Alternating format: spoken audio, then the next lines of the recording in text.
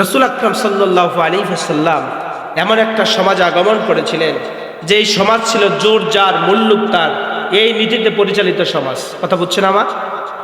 আগের রাত্রিতে কিছু মাল সম্পদ একজনের বাড়িতে গচ্ছিত রাখত, পরের দিন গিয়ে চাইলে ওটা না করত, অস্বীকার করত। কথা বুঝতে পেরেছি তো আমরা?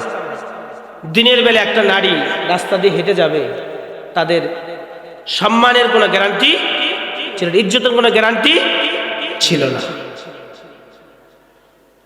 এবং কি একজন সৎ সন্তানের কাছে সৎ মায়ের মানে বাবার দ্বিতীয় স্ত্রীর কি ছিল, নিরাপদ ছিল না। এই সমাজ কি ভালো ছিল? একটা ঘটনা আপনাদেরকে বলি। রাসূলুল্লাহ সাল্লাল্লাহু আলাইহি ওয়াসাল্লাম কোন সমাজ আগমন করছিলেন? দুইজন যুবক রাস্তার পাশে বসা, একটা মহিলা যাইতেছে, পেটের সন্তান, গর্ভবতী মহিলা। কথা বুঝছেন তো? এই মহিলা যাওয়ার সময় দুইজন যুবক বলতেছে, তুমি কি বলতে পারবা যে এর পেটে কোন সন্তান আছে, ছেলে না মেয়ে? একজন বলে ছেলে, একজন বলে মেয়ে। আপনাদেরকে একটু প্রশ্ন করি, ওই সময় কি বর্তমান যুগের মতো এরকমই ছিল নাকি? ছিল। কিভাবে জানবে যে এর গর্ভে কি আছে? দুইজনে মিলে সিদ্ধান্ত নিলে আজকেই জানা লাগবে, এই মহিলাকে ধরো। মহিলাকে ধরে জীবিত একজন মা তার পেট কেটে সন্তান বের করে দেখা হয়েছে যে ছেলেটা সন্তান, ছেলে সন্তান না মেয়ে সন্তান। নাউজুবিল্লাহ বলেন। এই সমাজ কেমন ছিল আপনাদের কাছে? খারাপ ছিল। এমন একটা সমাজে রাসূল আকরাম সাল্লাল্লাহু আলাইহি ওয়াসাল্লাম আগমন করলেন। আগমন করার পরে তিনি 17 বছর বয়স থেকে এই সমাজে শান্তি আনার জন্য সকল প্রকারের প্রচেষ্টা শুরু করলেন। আজকে যেরকম যুব সমাজ এই মাহফিলের আয়োজন করলেন সমাজকে পরিবর্তন করার জন্য, ঠিক কিনা বলেন? ঠিক রাসূল আকরাম সাল্লাল্লাহু আলাইহি ওয়াসাল্লাম হিলফুল ফুজুল নামে একটা সংগঠন করলেন। ওই সংগঠনের মাধ্যমে তিনি মক্কায় বিভিন্ন স্থানে শান্তি আনার জন্য প্রচেষ্টা শুরু করলেন। 35 বছর পর্যন্ত আসলো, কোনো শান্তি আসলো না। 35 বছর বয়সে আপনি আমার কলিজার টুকরা নবী কি করলেন? হেরার গুহায় গিয়া ধ্যানমগ্ন থাকা শুরু করলেন। আর আল্লাহ রাব্বুল আলামিনকে ডাকতে শুরু করলেন, রব তুমি আছো, কোথায় আছো, কিভাবে আছো আমার জানা নাই, আমাকে দেখা দাও, আমাকে বিধান দাও, যাতে করে ওই বিধানের মাধ্যমে আমি কি করতে পারি, এই সমাজে শান্তি আনতে পারি। রাসূলুল্লাহ সাল্লাল্লাহু আলাইহি ওয়াসাল্লাম এই চাহিদা, তার এই চিন্তা চেতনা যখন তার বয়স 40 হলো, কত বছর? 40 হলো। বুখারী শরীফের হাদিস, কিতাবুত তাফসীরের বাবুল ওহী থেকে বলছি, রাসূল আকরাম সাল্লাল্লাহু আলাইহি ওয়াসাল্লাম যখন আল্লাহকে বললেন, আল্লাহ তুমি রব আছো, কোথায় আছো, কি অবস্থায় আছো আমার জানা নাই, আমাকে দেখা দাও যাতে করে আমি বিধান পাই তোমার কাছ থেকে, ওই বিধান দিয়া, ওই আইন দিয়া এই সমাজে আমি শান্তি আনতে পারি। আল্লাহ রাব্বুল আলামিন সর্বপ্রথমে বিশ্ব নবীকে জানায়া দিলেন, হে নবী ইকরা বিসমি রাব্বিকাল্লাযী খালাক। এরকম ভাবে 5টা আয়াত নাজিল হলো, আমার পক্ষ থেকে এই বিধান দেওয়া হলো, ইকরা এই বিধানটা পড়ুন আর সমাজে বাস্তবায়ন করুন, তাহলে শান্তি আসবে। সুবহানাল্লাহ বলেন। ওই কোরআনুল কারীম নাজিল হবার পর থেকে শুরু করে ওই সমাজটা এমন হয়েছিল, দিনের বেলা কেন, ওই যে একটা নারী রাস্তা দিয়ে যখন হেঁটে যাইতো, দিনের বেলা নয় গভীর রজনী পর্যন্ত নারীরা রাস্তা দিয়ে হাঁটতো। কোনো যুবকের সাথে সাক্ষাৎ হলে ওই যুবক মনে মনে চিন্তা করত, এই মহিলাটাকে যদি আমি নিরাপদে বাড়িতে ফিরে না দিতে পারি, কাল হাসরের ময়দানে আমাকে কাঠগড়ায় দাঁড়াতে হবে। যেই সমাজে এই কয়েক বছরের ব্যবধানে কি হয়ে গেল, কি হয়ে গেল, কয়েক বছরের ব্যবধানে এই সমাজে শান্তি কিভাবে আসে দেখেন। সাল্লাল্লাহু আলাইহি ওয়াসাল্লাম দীর্ঘ 46 বছর, কত বছর? দীর্ঘ 46 বছর মানব কল্যাণে কাজ করছেন। উনি পৃথিবীতে ছিলেন কত বছর? মানব কল্যাণে কাজ করছেন কত বছর? 46 বছর। 46 বছরের প্রথম 23 বছর, মানে 40 বছরের আগের 23 বছর, 17 বছর থেকে 40 বছর পর্যন্ত কত হইল? 23 বছর তিনি মানব কল্যাণের সংগঠন করে। আমরা তো কোনো না কোনো সংগঠনের সাথে নিজেকে রাখি না? আপনারা কিন্তু কোনো না কোনো সংগঠনের দিকে টান আছে, অস্বীকার করবেন না, ওটা অস্বীকার করলে আমরা বুঝি, কথা বুঝছেন তো? তো এরকম সংগঠন করে তিনি কি করছেন, দীর্ঘ 23 বছর সমাজ সংস্কারের কাজ করেছিলেন। রাসূল আকরাম সাল্লাল্লাহু আলাইহি ওয়াসাল্লাম কি সেই 23 বছরে মক্কার কোনো একটা জায়গায় শান্তি আনতে পেরেছিলেন? পেরেছিলেন? রাসূল আকরাম সাল্লাল্লাহু আলাইহি ওয়াসাল্লামের মতো চরিত্র কি আমাদের হবে? আমরা ওই কাতারে যেতে পারবো? আদৌ সম্ভব? তাহলে আমরা আমাদের যে চরিত্র আমরা নিজেরা ভালো করে জানি। সম্মানিত হাজিরিন, সেই রাসূল আকরাম সাল্লাল্লাহু আলাইহি ওয়াসাল্লাম পৃথিবীর শ্রেষ্ঠ মানুষ হইয়া সংগঠন করে যদি তিনি মক্কায় শান্তি না আনতে পারে, আমরাও আনতে পারবো? তার পরের 23 বছর 40 থেকে 63 বছর পর্যন্ত কত বছর হয়? এই 23 বছরে রাসূল আকরাম সাল্লাল্লাহু আলাইহি ওয়াসাল্লাম এমন একটা সমাজ উপহার দিলেন, যেই সমাজে ওই যে দিনের বেলা মহিলারা রাস্তা দিয়ে হেঁটে যাওয়ার সাহস পেত না, ওই সমাজে গভীর রাত পর্যন্ত নারীরা নিরাপদে চলাফেরা করেছে, কারো কোনো সম্মানের ঘাটতি হয় নাই। জোরজার মুল্লুক তার ওই নীতি চলে নাই। আগের রাত্রে লেনদেন আর পরের দিন সালিশে ফায়সালা এরকম লেনদেন হয় নাই। না ভুল বললাম? ভুল বললাম? সম্মানিত হাজিরিন, রাসূল আকরাম সাল্লাল্লাহু আলাইহি ওয়াসাল্লাম এর উপরে নাজিল হলো কোরআনুল কারীম। সেই রাসূল যদি কোরআনুল কারীম ছাড়া শান্তি আনতে পারেন নাই প্রথম 23 বছরে, কারণ প্রথম 23 বছর তার কাছে কি ছিল না? কোরআন ছিল না, এই জন্য শান্তি আনতে পারেন নাই। তিনি পরের 23 বছরে শান্তি আনলেন। এর পিছনে ব্যক্তি তো সেই রাসূলই। কি বলেন? ব্যক্তি পরিবর্তন হয়েছে? ব্যক্তি পরিবর্তন হয় নাই, শুধুমাত্র রাসূলের সাথে যুক্ত হয়েছে কি? কোরআন কার বিধান। সেই রাসূল সাল্লাল্লাহু আলাইহি ওয়াসাল্লাম যদি কোরআনবিহীন 23 বছরের সমাজের পরিবর্তন না আনতে পারে, আমরা পারবো নাকি? কথা বলেন, আমরা পারবো নাকি? রাসূল 23 বছরের পরের 23 বছরের শান্তি আনলেন কি দিয়া?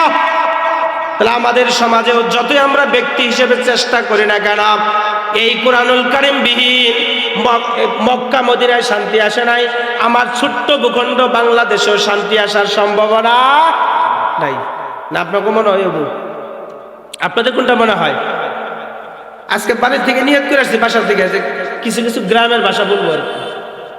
ম্যাডাম বলে বলে ওগুলো বলতে মানুষ খারাপ বলবো, মানুষ খারাপ বলে আর যাই বলুক, মা তো মধুপুরি নাকি বলেন? দুই একটা গ্রামের ভাষা বললে আপনাদের আপত্তি আছে? সম্মানিত হাজিরিন, রাসূল আকরাম সাল্লাল্লাহু আলাইহি ওয়াসাল্লাম যদি কোরআনবিহীন শান্তি না আনতে পারেন, আমরা পারবো? পারবো? পারবো না। সেই রাসূল সাল্লাল্লাহু আলাইহি ওয়াসাল্লাম যখন এই শান্তি একের পর এক সমাজে শান্তি আনা শুরু করলেন, এটা মাথা ব্যথা হয়ে দাঁড়ালো কাদের? কাফেরদের। কাফেরদের মাথা ব্যথার কারণ হলো তারা মনে মনে চিন্তা করলেন, মুহাম্মদ সাল্লাল্লাহু আলাইহি ওয়াসাল্লাম যদি এইভাবে আগাতে থাকে তাহলে তো আমাদের অস্তিত্ব সমাজে থাকে না। বললাম, কোরআন যদি এই সমাজে বাস্তবায়িত হয় তাহলে তো আমাদের নেতৃত্ব এই সমাজে থাকে না। তারা আস্তে আস্তে করে বিরোধিতা শুরু করল। বিরোধিতার ধরন কেমন ছিল তার ছোট্ট একটা ঘটনা আপনাদেরকে শোনাই, মূল আলোচনায় আমরা তারপরে ঢুকে যাবো ইনশাআল্লাহ। বিরোধিতার ধরন ছিল এরকম, সিরাত ইবনে হিশামের প্রথম খণ্ডের ভিতরে আসছে, রাসূল আকরাম সাল্লাল্লাহু আলাইহি ওয়াসাল্লাম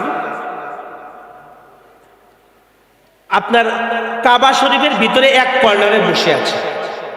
রাসূল সাল্লামের এক চাচা ছিল আমির হামজা, নাম শুনছেন তো? এই হামজা রাদিয়াল্লাহু আনহু তখন ইসলাম কবুল করেছেন, মাত্র করলেন, কিন্তু ওমর ইবনুল খাত্তাব রাদিয়াল্লাহু আনহু তখন ইসলাম কবুল করেন না। এই মাঝামাঝি সময় ওখানে আবু জেহেল ছিল, উতবা ছিল, সাইবা ছিল, তারা আরেক কর্নারে বসা। এক পাশে কে বসা? আপনি আমার কলিজার টুকরা নবী রাহমাতুল লিল আলামিন। আরেক পাশে কাফেরদের কিছু সর্দারেরা বসা। আবু সুফিয়ানের শ্বশুর নাম হলো উতবা ইবনে রবিয়া। কি নাম বললাম? Utba ibn Rabia. এটা সহজভাবে চিনবেন, এ হলো আবু সুফিয়ান, তো চিনেন, আবু সুফিয়ানের শ্বশুর। এই আবু সুফিয়ানের শ্বশুর উতবা ইবনে রবিয়া কাফেরদেরকে বলতেছে, এত বাজাবাজির দরকার নাই, আমি মুহাম্মদ সাল্লাল্লাহু আলাইহি ওয়াসাল্লামের সাথে একটু কথা বলে দেখি, মিক্সাল করে দেওয়া যায় কিনা। বুঝেন নাই? মানে তোমাদেরটা কিছু থাকুক, তাদেরটা কিছু থাকুক, একটু মিশ্রিত করে দেই, মিশ্রণ করে দেওয়া যায় কি বললাম আমি। সম্মানিত হাজিরিন, উতবা ইবনে রবিয়া, আপনি আমার কলিজার টুকরা নবী রাহমাতুল লিল আলামিন, সকলে বলেন সাল্লাল্লাহু আলাইহি ওয়াসাল্লামের কাছে গেলেন, গিয়ে ডাক দিয়ে বলেন, ভাতিজা তোমার কাছে 4টা প্রস্তাব নিয়ে আসলাম। কয়টা? 4টা প্রস্তাব, তুমি শুনবে নাকি? আপনি আমার কলিজার টুকরা নবী রাহমাতুল লিল আলামিন মুহাম্মদ সাল্লাল্লাহু আলাইহি ওয়াসাল্লাম ডাক দিয়ে বললেন, চাচা আপনি আপনার প্রস্তাবগুলো বলতে পারেন, আমি শুনতে রাজি আছি। এবার উতবা ইবনে রবিয়া প্রথম প্রস্তাব দিলেন, হে মুহাম্মদ, তুমি যদি মক্কার ভিতরে নেতা হবার জন্যে, শাসক হবার জন্যে, বিচারক হবার জন্যে যদি তুমি এই নতুন কথার দাওয়াত দাও, নতুন কিতাবের দাওয়াত দাও, সেটা বলো।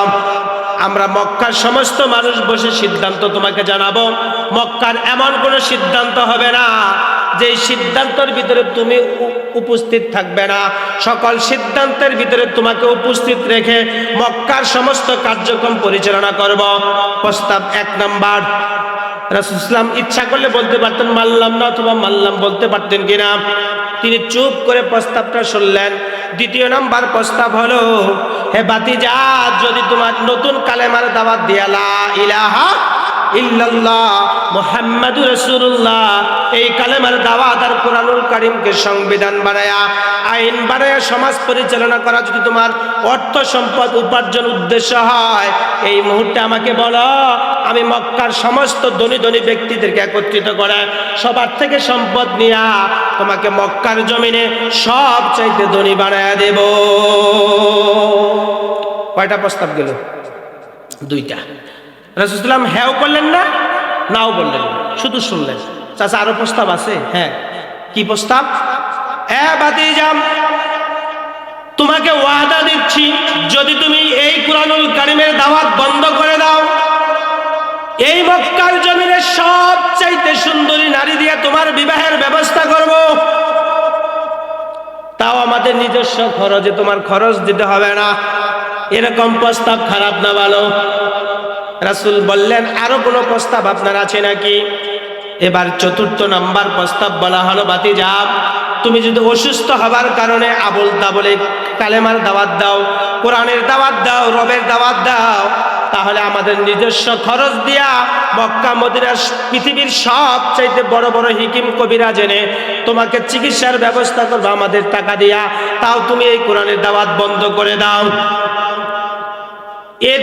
এই প্রস্তাবের পরে আমাদের কি জবাব দেওয়া উচিত? কথা বলেন, কোন প্রস্তাব? এই প্রস্তাবের পরে আমরা বলবো যে প্রস্তাব মেনে নিলাম, না হলে বাদ দিলাম, তাই তো বলবেন? আপনি আমার কলিজার টুকরা নবী রাহমাতুল লিল আলামিন হ্যাঁও বললেন না, নাও বললেন। আপনি আমার কলিজার টুকরা নবী রাহমাতুল লিল আলামিন ডাক দিয়ে বলেন, চাচা আপনার প্রস্তাব দেওয়া শেষ হয়েছে। এবার উতবা ইবনে রবিয়া, আবু সুফিয়ানের শ্বশুর, ডাক দিয়ে বলে, হ্যাঁ আমার আর কোনো প্রস্তাব নাই। আপনি আমার কলিজার টুকরা নবী রাহমাতুল লিল আলামিন ডাক দিয়ে বলেন, আমি আমার নিজস্ব কোনো মত দিয়ে আপনার প্রশ্নের জবাব দেব না। আমি আপনার প্রশ্নের জবাব হ্যাঁও বলবো না, নাও বলবো না, আপনি শুনে নেন। বরঞ্চ আল্লাহ রাব্বুল আলামিন আমার ব্যাপারে কি বলেছেন সেটা শুনে যান।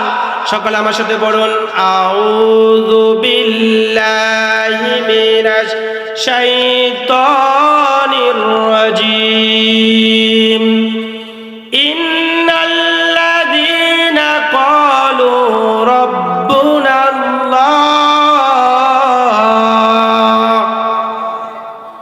সুম্মা ইসতাকামু তাতানাজ্জালু আলাইহিমুল মালাইকা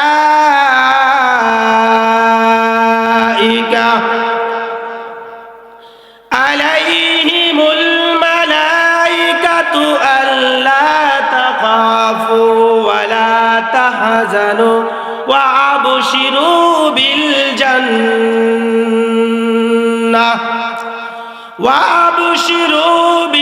জান্নাতিল্লাতী কুনতুম তুআদুন। তিনি হ্যাঁ না কোনো উত্তর দিলেন না।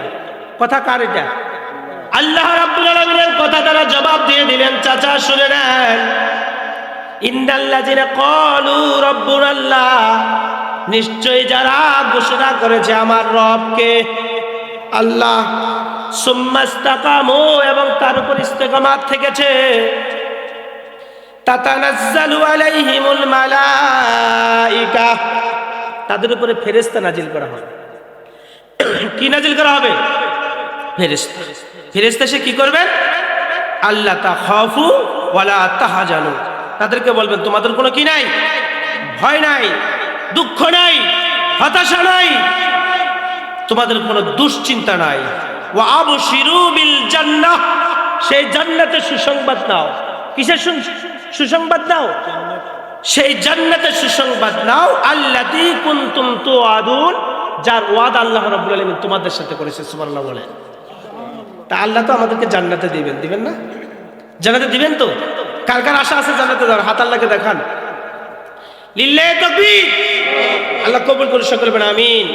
তাহলে জান্নাতে যদি যাওয়ার আশা থাকে, এখানে কি বললেন? আল্লাহ কি বললেন? যারা আমি আল্লাহকে রব হিসেবে মেনেছো, তার উপর ইস্তেকামাত থেকেছো। তার মানে রাসূল সাল্লাল্লাহু আলাইহি ওয়াসাল্লাম তাকে জবাব দিলেন, হে চাচা শোনেন, আমি তো ঈমান আনছি কার উপরে? কার উপরে ঈমান আনছি? আল্লাহর উপরে। সেই আল্লাহ আমাকে বলেছে ঈমানের উপর ইস্তেকামাত থাকা লাগবে। তার মানে আমি কি আল্লাহর ঈমানের উপর ইস্তেকামাত থাকলাম, আপনার এই প্রস্তাবের উপরে আমি রাজি নই। তিনি না করলেন না, সরাসরি আল্লাহর কথা শুনে দিলেন। সুবহানাল্লাহ বলেন। তাহলে আমরা ঈমান আনছি তো আমাদের রবকে, চিল্লে বলতে হবে আমাদের রবকে। সেই রব আমাদেরকে সৃষ্টি করেছেন। রবের অর্থ হলো পাঁচটা। কয়টা? রবের অর্থ কয়টা? পাঁচটা। আপনারা কিন্তু স্বীকার করলেন আপনারা ঈমানদার, আমিও স্বীকার করছি আমি ঈমানদার, কারণ আমি আল্লাহকে রব হিসাবে মানি। কোন কোন জায়গায় আল্লাহকে রব হিসাবে মানি তার একটা প্রমাণ শুনে নেন। তাফসীরের কিতাবের ভিতরে এসেছে রবের অর্থ হলো মোট পাঁচটা। কয়টা?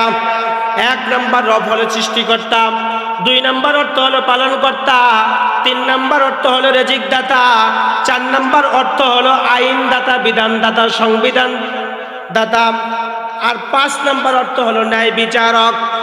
কথা বুঝছেন? কয়টা বললাম? এক নম্বর কি? সৃষ্টিকর্তা, দুই নম্বর কি?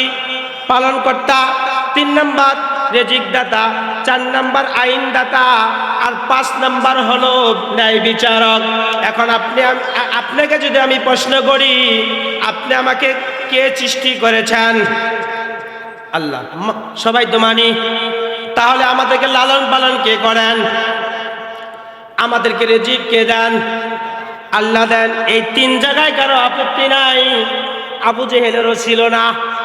বুঝুন নাই মনে হয়? এই তিন জায়গায় কারো কি নাই? আপত্তি নাই। আবু জেহেলেরও ছিল না। আবু জেহেলের আপত্তি ছিল রবের অর্থ, চার নম্বর অর্থ হলো কি? আইন দাতা। তাহলে আইন কে দেবেন? বিধান কে দেবেন? এই বিধান সর্বপ্রথম কে চাইলেন আর কে দিলেন জানা দরকার আছে না নাই? সূরা বাকারার ৩৮ নম্বর আয়াতে এই আইনটা কে প্রথম চাইলেন আর কে দিলেন বলবো কথাটা। সূরা বাকারার ৩৮ নম্বর আয়াত। আপনি আবার কলিজার টুকরা নবী রহমাতুল্লিল আলামিনের আগে তো আর নবী আসছে না? আসছে কিনা? সর্বপ্রথম নবীর নাম কি? আদম আলাইহিস সালামকে সৃষ্টি করে আল্লাহ কোথায় রাখছিলেন? জান্নাতে, বেহেশতে।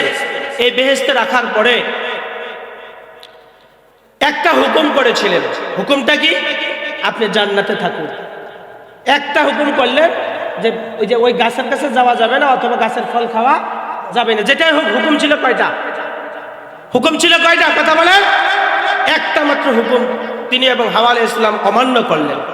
অমান্য করার পরে আল্লাহ রাব্বুল আলামিন দুইজনের ব্যাপারে সিদ্ধান্ত জানালেন। কি সিদ্ধান্ত জানালেন? আল্লাহ রাব্বুল আলামিন শুনায়া দিলেন, হে বান্দা শুনে নাও।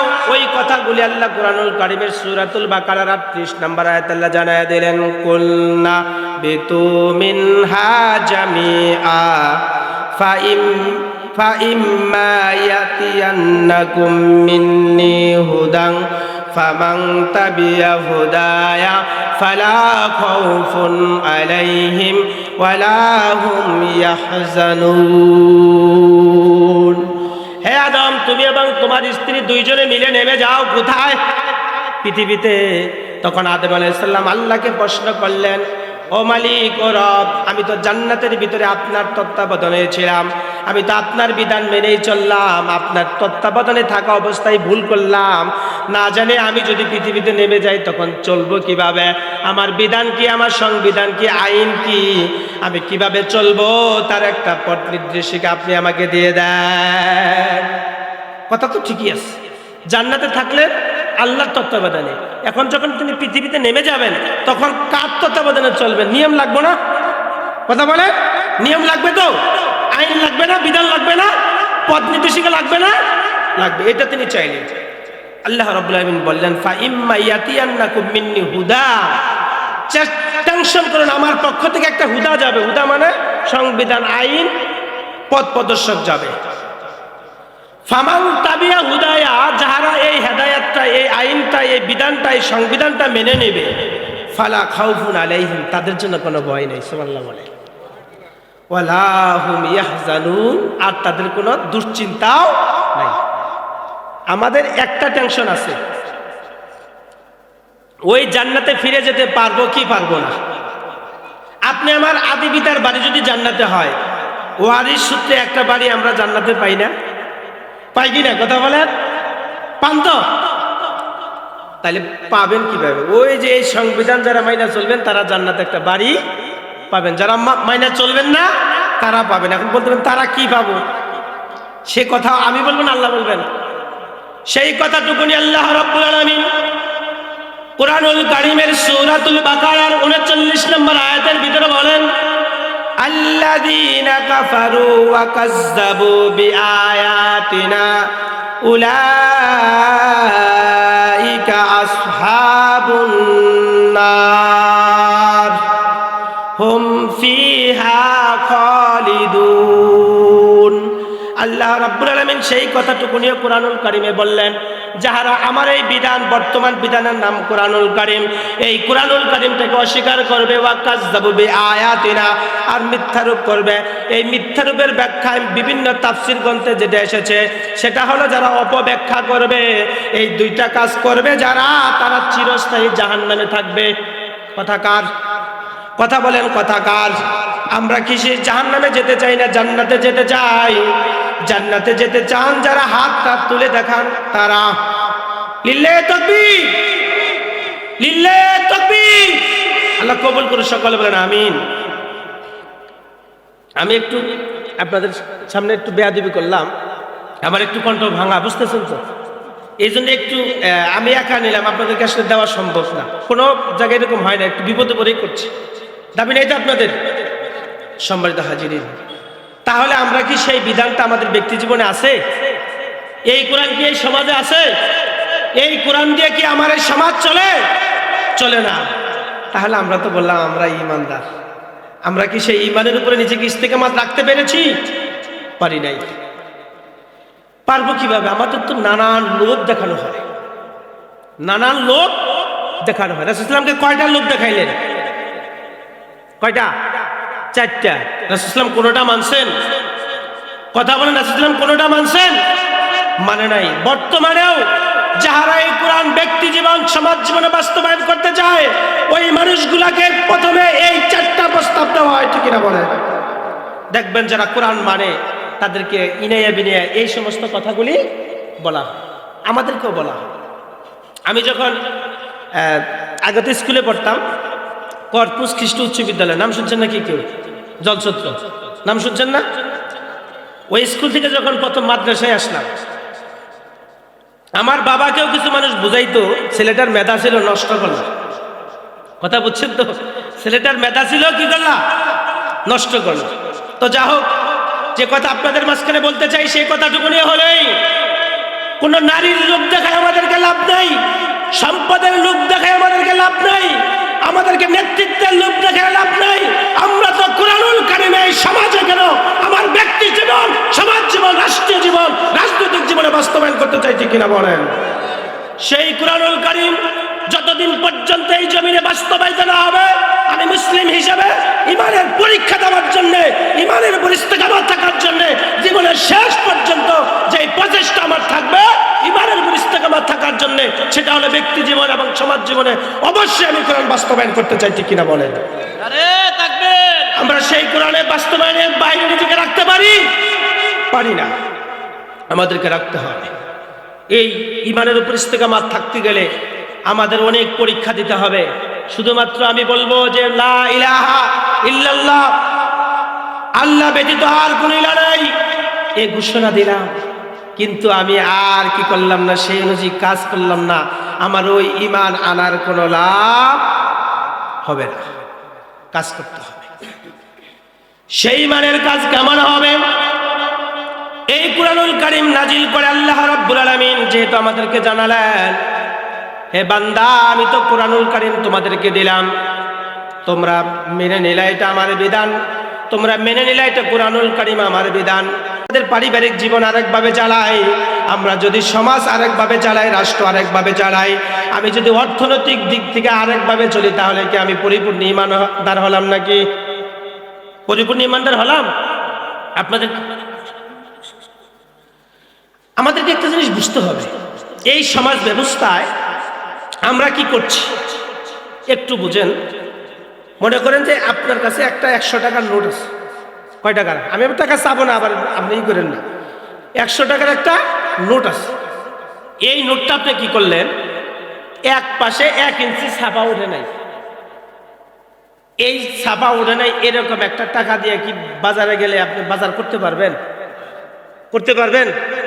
নাকি বেশি জোরাজুরি করলে পিঠে 2 সেটা দিব? কোনটা মনে হয়? আমরা যে ইসলামটা মানি, কিছু অংশ মানি, কোরআনের কিছু অংশে মানি না, আল্লাহ কি কবুল করবেন মনে হয়? কথা বলেন, কবুল করবেন? কবুল করবেন না। আমাদের সেই ইসলামটা ব্যক্তি জীবন, সমাজ জীবনে বাস্তবায়ন করা লাগবে। করতে গেলেই তো আমরা এই সমাজের পরিবেশটা এই কোরআনের অনুকূলে নয়, প্রতিকূলে। বুঝলেন না মনে আমার কথা? বর্তমানে কোরআন বাস্তবায়ন করার জন্য কি আমাদের এই সমাজ পক্ষে না বিপক্ষে? পরিবেশ কি কোরআনের পক্ষে আছে? আমাদেরকে এই পরিবেশটা তৈরি করার গেলে আমাদেরকে অনেক পরীক্ষা, চড়াই উত্তরায় পার হয়ে সেই পরীক্ষা উত্তীর্ণ হতে হবে। ঠিক কিনা বলেন? সম্মানিত হাজিরিন, কারণ এই কোরআন যদি আমরা এই সমাজে বাস্তবায়ন করতে চাই, ঠিক তখন এক শ্রেণীর মানুষের গা জ্বালা পোড়া শুরু হয়ে যাবে। তারও পিছনের কারণ 3টা। কয়টা? তারও পিছনে কারণ 3টা। আপনি যেখানেই কোরআনের সাংঘর্ষিক দেখবেন, তার সাথেই দেখবেন যে রাষ্ট্রশক্তির একটা কি আছে, সম্পর্ক আছে। আবু জেহেল রাসূলুল্লাহ সাল্লাল্লাহু আলাইহি ওয়াসাল্লামকে খুব মহব্বত করছে। কি করছে? খুব মহব্বত করেছে। যেমন কি একবার আবু জেহেল আইন করছিল, যদি কোনো ঘোড়ার মালিক মারা যায়, উটের মালিক মারা যায়, ওই লোক মারা যাওয়ার পরে ওই ব্যক্তির যে ঘোড়াটা থাকবে, যে উটটা থাকবে, ওটাকে একটা কবরের পাশে বাইধে রাখতে হবে, যতক্ষণ পর্যন্ত মারা না যাবে অতক্ষণ তো বাদ খোলা যাবে না, কোনো খাবারও দেওয়া যাবে না, কোনো পানিও দেওয়া যাবে না। এটা আইন খারাপ না ভালো? খারাপ। রাসূলুল্লাহ ওই ঘোড়ার কাছে গেলেন, একটা ঘোড়াকে ওয়াদা দিলেন, আমি তোমাকে ওয়াদা দিলাম তোমার খাবারের ব্যবস্থা করব। তো আবু তালিব তার চাচা মুহাম্মদ সাল্লাল্লাহু আলাইহি ওয়াসাল্লাম যখন খাওয়া দাওয়া বাদ দিছে, তখন আবু তালিব গিয়া আবু জেহেলকে বলল, আবু জেহেল আমার ভাতিজার তো বিপদ, সে খাবার দাবার বাদ দিছে, সে তো মরে যাবে, এরকম সিদ্ধান্ত নিয়েছে। আবু জেহেল তখন খাবার খাইতেছিল, হাতে একটা রুটি আর একটা গোশতের টুকরা, হাত থেকে ঠাস করে পড়ে গেল। পড়ে যাবার পরে তিনি ডাক দিয়ে বলতেছে, আবু জেহেল বলতেছে, মক্কার কার সাহস আছে আমার মোহাম্মতের বিপদ ডেকে আনতে পারে? খাবার বাদ দিয়ে দাঁড়ায় গেছে, তাহলে মোহাম্মত করে। বললো যে কিছু করতে হবে না, আইনটা পাতলাই দাও। ওই আইনটা সাথে সাথে বদলাই দিল মুহাম্মদ সাল্লাল্লাহু আলাইহি ওয়াসাল্লামের মহব্বতে। কথা বুঝতে পেরেছেন আমার? কথা বুঝতে পেরেছেন আমার? তাহলে সে আবু জেহেল মুহাম্মদ সাল্লাল্লাহু আলাইহি ওয়াসাল্লামকে মহব্বত করছে তো। আবু জেহেলের খুব কাছের এক বন্ধু, খুব কাছের এক বন্ধু, নাম হলো আখনাস ইবনে শুরাইক। কি নাম? আখনাস ইবনে শুরাইক। এই আখনাস ইবনে শুরাইক 2 বার মুহাম্মদ সাল্লাল্লাহু আলাইহি ওয়াসাল্লামকে জিজ্ঞাসে, সত্য করে বলো মুহাম্মদ সাল্লাল্লাহু আলাইহি ওয়াসাল্লাম আসলে সত্য নবী কিনা? একবার বদর যুদ্ধের সময়, আর একবার হলো তার কিছুদিন আগে একটা রুমের ভিতরে গভীর রাত, এই গভীর রাতে একটা ঘরের ভিতরে ছিলেন আবু জেহেল এবং আবু জেহেল এবং আখনাস ইবনে সুরাইক। এই আবু জেহেল এবং আখনাস ইবনে সুরাইক এক রুমে থাকা অবস্থায় আখনাস ইবনে সুরাইক আবু জেহেলকে প্রশ্ন করে, তাকবীর দেন, লিল্লাহ তাকবীর, আল্লাহু আকবার, লিল্লাহ তাকবীর, আল্লাহু আকবার, প্রধান বক্তার আগমন, লিল্লাহ তাকবীর, আল্লাহু আকবার। আমি সংক্ষেপ করে দিচ্ছি। এই ঘরের ভিতরে আখনাস ইবনে সুরাইক প্রশ্ন করলো, এই আবু জেহেল, সত্য করে বলো দেখি, যে মুহাম্মদকে সাল্লাল্লাহু আলাইহি ওয়াসাল্লামকে ছোট্ট থেকে আদর করলাম, মহব্বত করলাম, সেই মুহাম্মদ সাল্লাল্লাহু আলাইহি ওয়াসাল্লামকে আমরাই ভালো ভালো আল আমিন, আস সাদিক, এ জাতীয় আটটা উপাধি দিলাম, আজকে কেন তার বিরোধিতা করি, তার কারণটা কি? প্রশ্ন খারাপ। এবার আবু জেহেল বলেন, আরে আখনাস ইবনে সুরাইক, তুমি একটু বসো, আমি ঘরের চারপাশ ঘুরে আসি। ঘরের চারপাশ ঘুরে এসে সংবাদ দিল, আখনাস ইবনে সুরাইক, শোনো, মুহাম্মদ সাল্লাল্লাহু আলাইহি ওয়াসাল্লাম সত্য নবী, আর তার উপরে যে কিতাব নাজিল হয়েছে কুরআনুল কারীম, ওটা সত্য কিতাব, ওটা সত্য কুরআনুল কারীম। এবার আখনাস ইবনে সুরাইক ডাক দিয়ে বলে, তাহলে মুহাম্মাদের হাতে হাত রেখে কালেমা পড়ে নেই। এবার আবু জেহেল পিছন থেকে বলে, বিরোধিতা করি তার তো কারণ আছে, সত্য নবী তা জানি, কিন্তু তারপরেও বিরোধিতা করি তার তিনটা কারণ। এক নাম্বার কারণ, এই কুরআনুল কারীম যখন এই সমাজে প্রতিষ্ঠিত হবে, আইন হিসেবে সংসদে যাবে যেই দিন, তুমি আমি যে অবৈধ ক্ষমতা চালে, এটা বন্ধ হবে সেই দিন। দুই নাম্বার কারণ হলো, এর আখনাস ইবনে সুরাইক, মুহাম্মদ যদি নেতা হয়, কোরআন যদি সংবিধান হয়, তুমি আমি অবৈধভাবে যে ব্যাংক ব্যালেন্স বানাই, কোটি কোটি টাকা অবৈধভাবে উপার্জন করে আমরা রেখে দিচ্ছি, এই কোটি কোটি টাকা অবৈধভাবে ইনকাম করা বন্ধ হবে যেই দিন, মুহাম্মদ নেতা হবে, আর কোরআন সংবিধান হবে যেই দিন। আর কোরআনুল কারীমের বিরোধিতা করার, মুহাম্মাদের বিরোধিতা করার তিন নাম্বার কারণ হলো, এর আখনাস ইবনে সুরাইক, আমরা যে গভীর রাত পর্যন্ত মদ আর নারী নিয়ে তামাশা করি, ওটা এই মদ আর নারী নিয়ে তামাশা করা বন্ধ হবে কোরআন সংবিধানে গেলে, আর মুহাম্মদ সাল্লাল্লাহু আলাইহি ওয়াসাল্লাম নেতা হলে। কথা বোঝেন নাই? বর্তমানে এই সমাজে কোরআন যারা বাস্তবায়ন করতে চায়, তাদের বিরোধিতা করার অন্যতম কারণে তিনটাই সমাজে মিলাবেন। অন্য কোনো কারণে আমাদের বিরোধিতা করা হয় না, বরঞ্চ আমাদেরকে মহব্বত করা হয়। যখনই তারা দেখে কোরআন সংসদে গেলে আমাদের অস্তিত্ব থাকে না, আমাদের নেতৃত্ব থাকে না, আমাদের অবৈধ উপার্জন থাকে না, আমাদের অবৈধ ক্ষমতা থাকে না, তখনই বিরোধিতা করে। ঠিক কিনা বলেন? আমরা কি সেই বিরোধিতা থেকে নিজেদেরকে, এই বিরোধিতা দেখে পিছিয়ে রাখতে চাই? চাই না। কারণ আমরা বলেছি, ক্বালু রাব্বুনা, আমার রবকে আল্লাহ, সুম্মা ইসতাকামু, অবশ্যই তার উপরে কি থাকবো? ইস্তেকামাত থাকবো। আল্লাহ তাআলা আমাদেরকে সেই তৌফিক এনায়েত করুক। সকলে বলছি আমিন। আমি আর কথা বাড়াচ্ছি না, শুধু এতটুকু বলতে চাই, আমরা ব্যক্তি জীবন এবং সমাজ জীবনে কোরআন বাস্তবায়ন করার সকল প্রচেষ্টায় নিজেকে সামিল রাখতে পারবো ইনশাআল্লাহ। আল্লাহ আমাদেরকে তৌফিক দান করুন। সকলে বলেন আমিন।